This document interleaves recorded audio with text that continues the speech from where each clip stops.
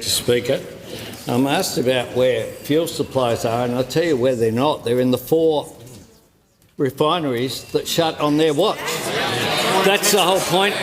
That's the whole point here. 4 out of 6. I'll tell you where they're not also, Mr. Speaker. They're not in Texas, which is where they had their fuel security under this minister. Now, Australia is fuel secure right now. Order. We have as much fuel coming in through our ports now as we did before the war in the Middle East began. Retailers should certainly not be using events in the Middle East to price gouge Australians. And any retailer that makes false or misleading statements to consumers about the reasons that their prices have increased is in breach of Australian consumer law. Now, we've given the ACCC new powers to act on this and increased competition and consumer law penalties 5-fold, up to $50 million. We'll continue to work to ensure that we have the fuel that we need, protecting families and primary producers so they can fill up their cars and so they can keep their farms operating. Order. Give a call to the honourable member for Menzies. Thank you, Speaker. My question is to the Prime Minister. What actions has the Australian government taken in response to the conflict in the Middle East, including humanitarian assistance? The call to the Prime Minister. I thank the member for Menzies for his question and for his representation, particularly of Iranian Australians during what is a very difficult time. Now, the first priority of our government is to keep Australians safe.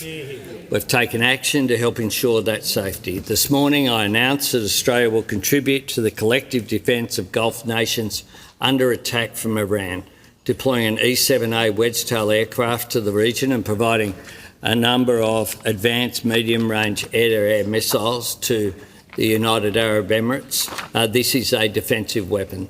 This is all about protecting civilians in the region, but also, of course, many of those civilians are Australians, including 24,000 of them in the UAE alone.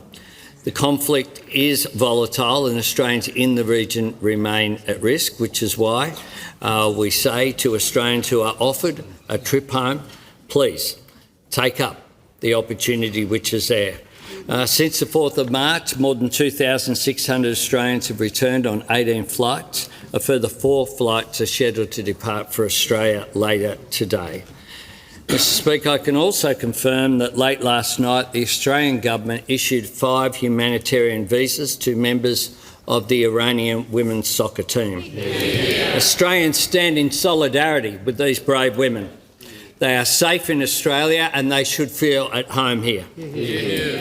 Very early this morning I also spoke with President Donald Trump on this matter, and I thank him for his concern for the athletes and for the United States' support for our actions.